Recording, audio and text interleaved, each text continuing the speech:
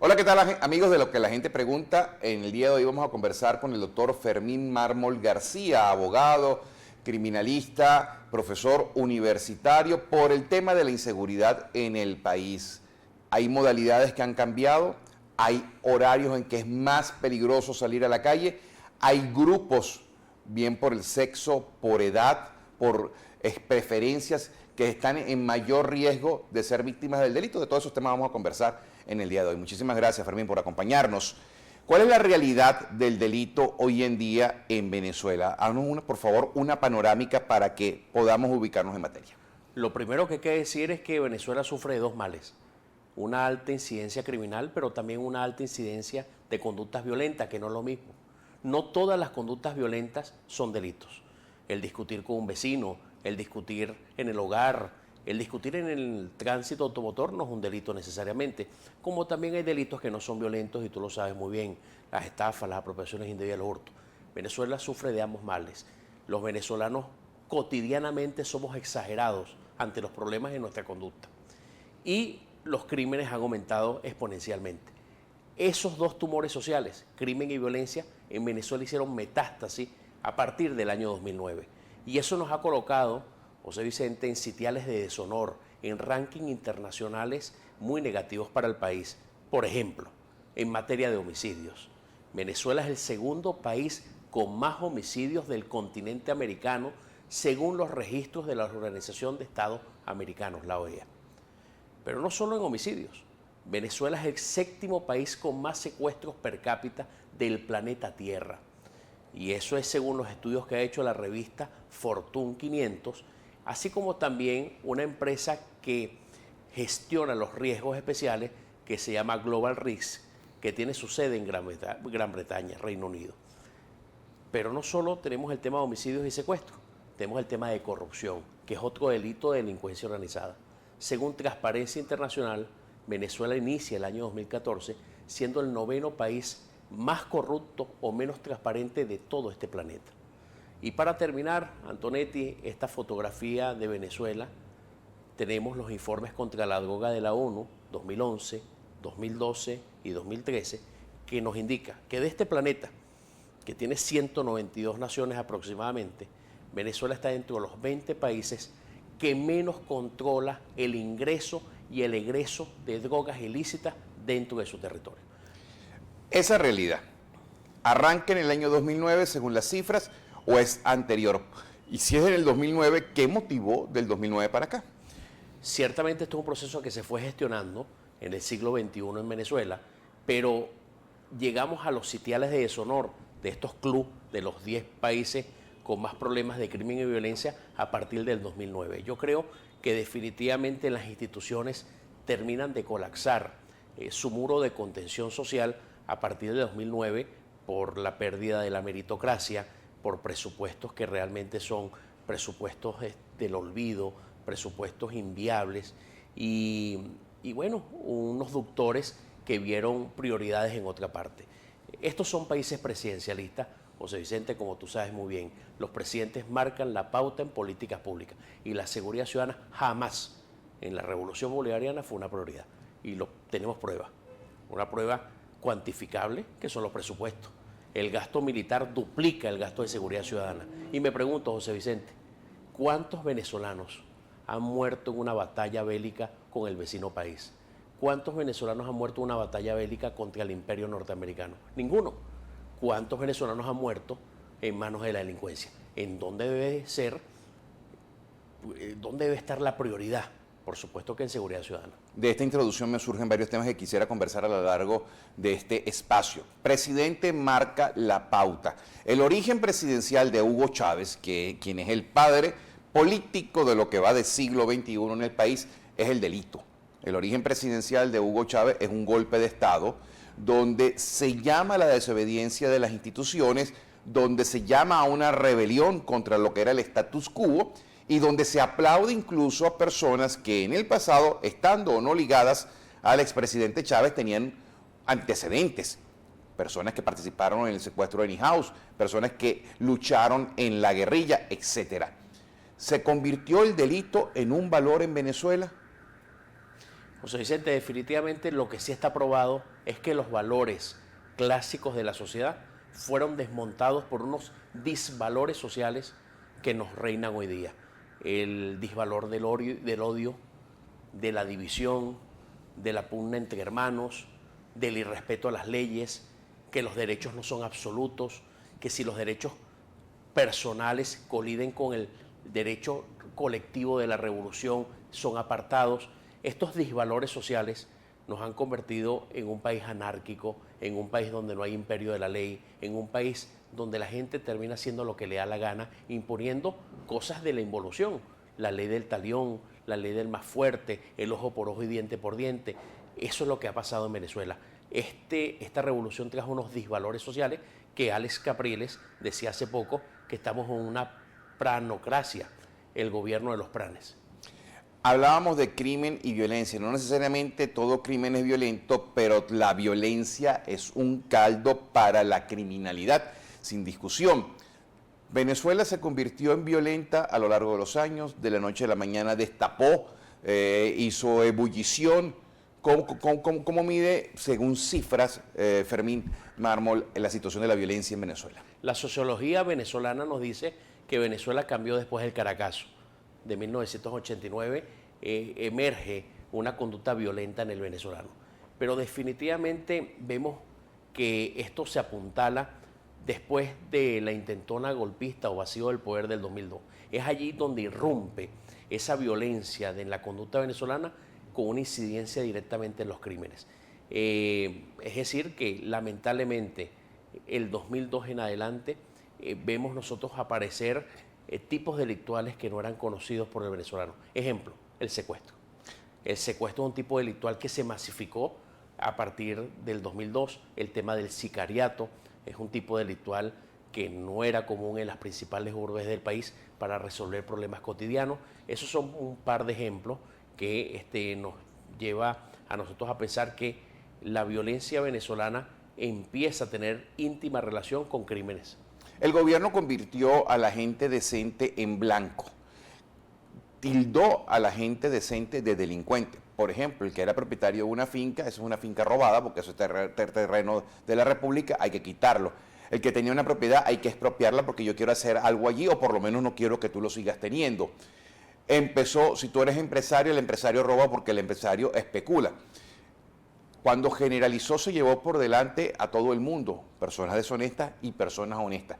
Del otro lado de la acera, eso generó violencia, eso generó odio hacia el gobierno, eso incrementó también la criminalidad en el país. Sí, sin duda alguna que la siembra del odio, de la división que el gobierno nacional puso en la mesa del venezolano, generó que los venezolanos nos veamos como enemigos de acuerdo a clases sociales o preferencias políticas. Tenemos también un lenguaje corporal que estuvo durante más de una década vigente, el puño cerrado, la mano estirada como si fuera una pistola. Patria, socialismo, muerte. Es correcto, los eslogans. Yo creo que definitivamente estos disvalores sociales fueron bien diseñados para generar un odio contra una sociedad venezolana que era una sociedad de propietarios, una sociedad de empresarios. Y bueno, esto es lo que tenemos hoy. Los lodos de hoy, José Vicente, son la siembra del ayer. Me mencionaba unas cifras que voy a recapitular a ver si las copié bien, pero quiero ir al detalle, quiero ir como a la orientación ciudadana. Somos un país que ocupamos números lamentables en cuanto al segundo con más homicidios en América, el sexto en secuestros en el planeta, el noveno país más corrupto del orbe y de entre los 20 países que menos combate el tema de las drogas. Al día a día, ¿cuál es la situación? ¿Cuáles son las informaciones que debe conocer el ciudadano común y corriente que de repente va a salir de su casa para saber si te moviste en carro, te moviste en camionetica, estás en riesgo, si fuiste para tal lugar, estás en peligro, si estás a tal hora en la calle, si eres joven, si eres mujer, si eres hombre? ¿Cuáles son los tips que nos puede dar? Sí, hemos encontrado varias modalidades delictivas que mutan permanentemente y que están presentes en los últimos tiempos. Hay unas bandas criminales que están operando cercanas a las estaciones de las bombas de gasolina. Entre 5 de la mañana y 7 de la mañana están trabajando estas bandas criminales en las bombas de gasolina del este de la ciudad capital, y aquella persona que va a equipar su carro es interceptada por dos vehículos, es transbordada y se produce no solo el robo del vehículo, sino el paseo millonario, que quiere decir que te llevan a los cajeros automáticos y de acuerdo a donde vivas y tu núcleo familiar te llevan a tu casa para saquearte. ¿Eso es al azar o son gente escogida, las víctimas? No hay relación de causalidad entre la víctima y el victimario, es una relación casual, es correcto. O sea, casual depende de la marca y modelo de tu vehículo, tú llegas a esa bomba de gasolina y eres interceptado. ¿Solamente en la capital, en el este o en otras ciudades del país? Ahorita hemos detectado esta banda criminal operando en unos casos en el municipio de Chacao y un caso en el municipio de Sucre. Es algo reciente de finales de julio y los principios de agosto. ¿Es el tipo de víctima hombre, mujer, joven, de mayor edad? Las tres personas fueron varones, caballeros, ¿no? Es decir, no, en estos tres casos perfectamente registrados, se trata de hombres de edad madura, contemporánea, entre 30 y 40 años de edad. ¿No les importa que haya testigos? ¿Actúan con todo y que sea público los delincuentes? Sí. A esa hora realmente hay poca afluencia porque te das cuenta que ya terminaron la escolaridad, era finales de julio, había bajado un poco la presencia normal de esas horas cuando hay clases, había menos presencia, pero bueno, ya a esa hora es de día en nuestro país, ¿no? ¿Actúan grupos comando? ¿En qué tipo de vehículos actúan? ¿Armados? Más o menos, ¿cómo es la descripción? Operan en dos carros, al menos son 6 individuos en dos carros y interceptan a la persona cuando ya se ha bajado del vehículo para equipar. Y es inmediatamente transbordado y el vehículo es conducido por un delincuente, vehículo que no aparece más, y él sometido a este paseo millonario y a ser llevado a su residencia para saquearla.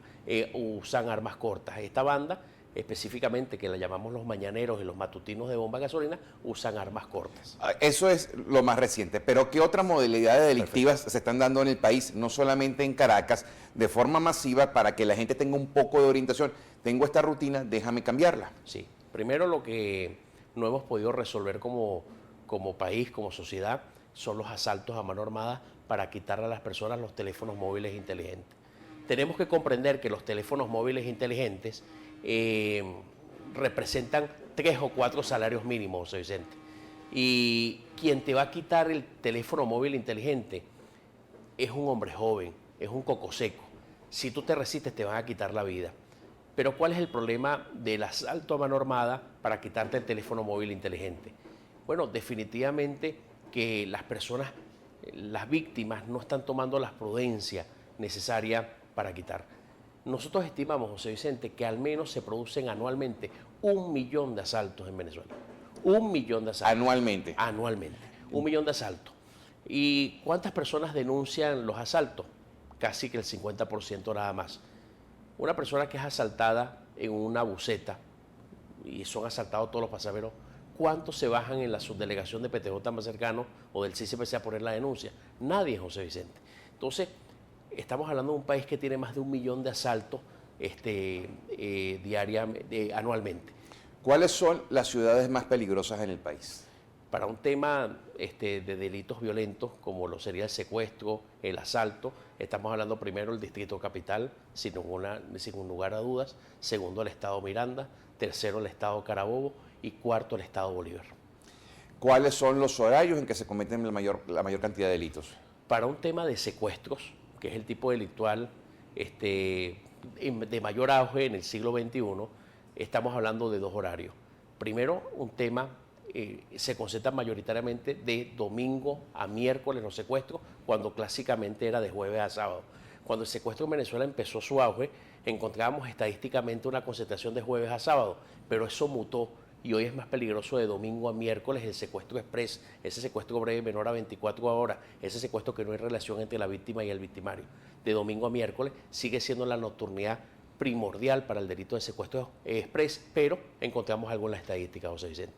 Antes los secuestros empezaban a las 11 de la noche y ahora bajaron a las 8 de la noche. ¿Qué quiere decir eso, José Vicente? Que el delincuente se siente más confiado en nuestras calles y avenidas, y eso es peligroso. Ahora, el delincuente, ¿cómo escoge su víctima? ¿La busca en un sitio, viene de un centro comercial, viene de un restaurante? simplemente ve cómo se está movilizando, ve su vestimenta. ¿Cuáles son los rasgos en común que muestran las víctimas de los secuestros? En el 90% de los secuestros no hay relación entre la víctima y el victimario, como hemos dicho, y ese 90% representa secuestros breves, secuestros express menores a 24 horas.